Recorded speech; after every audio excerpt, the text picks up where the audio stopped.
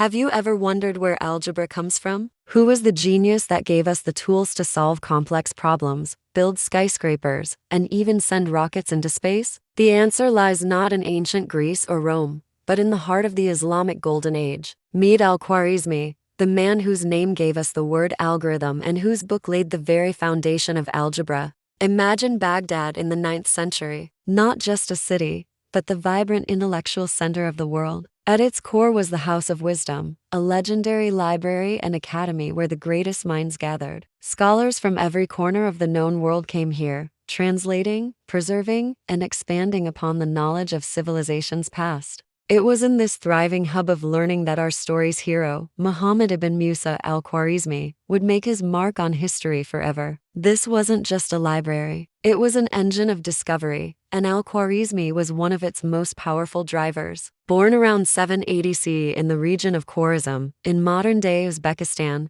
Al-Khwarizmi's early life was steeped in a culture that deeply valued knowledge. We don't have many details about his childhood, but we know that his thirst for learning eventually led him to the intellectual metropolis of Baghdad. Drawn by the promise of the House of Wisdom under the patronage of the Caliph Al-Mamun, he joined an elite group of scholars. Here, he had access to a treasure trove of manuscripts from Greek, Indian, and Persian traditions. It was in this environment, surrounded by the accumulated wisdom of humanity, that Al-Khwarizmi began the work that would change the world. He wasn't just a student. He was a synthesist, a visionary who saw connections that others missed. He absorbed the mathematical knowledge of different cultures and began to forge it into something entirely new. This is where the magic happens. Al-Khwarizmi's most famous work is a book with a long title, Al-Kitab al-Mukhtasar fi Hisab al-Jabr wal-Muqabala, or the compendious book on calculation by completion and balancing. Sound complicated? Let's break it down.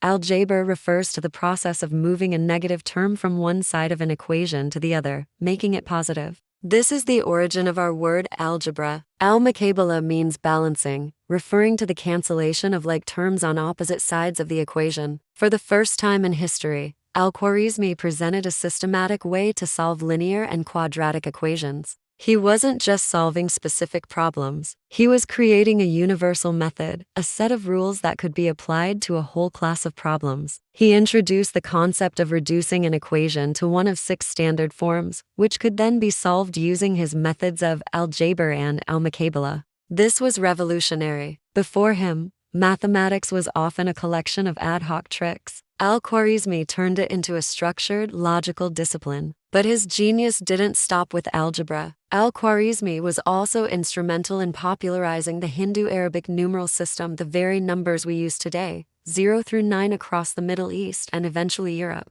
His book on the subject was translated into Latin, and the title was transliterated as Algoritmi di Numero Indirum, which means Al-Khwarizmi on the Hindu art of reckoning. Over time, his name, Algoritmi, evolved into the word algorithm, the step-by-step procedures that are the foundation of all computer programming. Think about that. Every time you use a search engine, follow a GPS, or see a social media feed, you are using an algorithm, a concept named after this 9th century polymath. Furthermore, Al-Khwarizmi was a brilliant geographer and astronomer. He supervised a project commissioned by Caliph Al-Mamun to create a map of the known world, correcting and improving upon the work of the ancient geographer Ptolemy. He compiled astronomical tables known as Zij, which were used for centuries by astronomers to calculate the positions of the sun, moon, and planets. He developed tools like the astrolabe and the sundial, pushing the boundaries of practical science. He was a true Renaissance man, centuries before the Renaissance. So,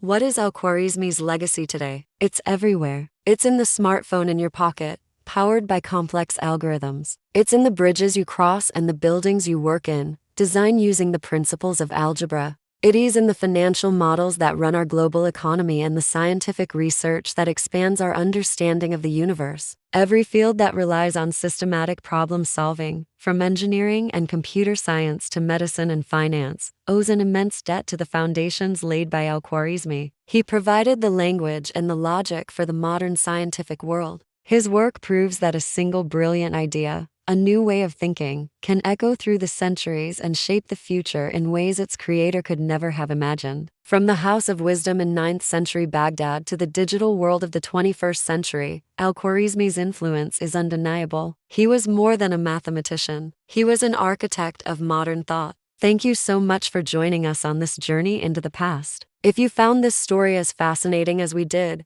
please hit that like button and subscribe to our channel for more stories about the great legends who shaped our world. Don't forget to check out the description for a link to the full-length documentary to learn even more about Al-Khwarizmi's incredible life and work. We'll see you in the next video.